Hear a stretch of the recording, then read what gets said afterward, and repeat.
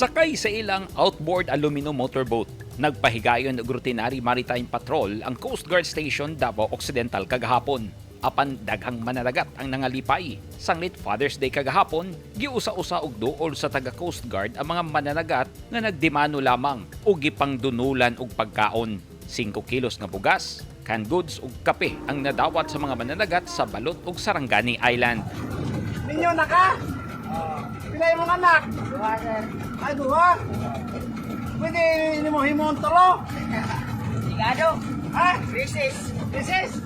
Igo lang pangkonsumo sa pamilya ang kitaon sa panagat sa mga nagabugsay pero libre na ang sudan. Ang gipangpalit og food packs gikan usab sa mga stakeholders na naghatag og cash ug naa say contribution gikan sa mga personahe sa Coast Guard nga gipangunahan ni Coast Guard Ensign Jefferson Rodas, ang station commander sa Coast Guard Station sa Davao Occidental. Sumala niya, igo lang nilang gipasidunggan ang sakripisyo sa mga amahan na nagkayod alang sa pamilya.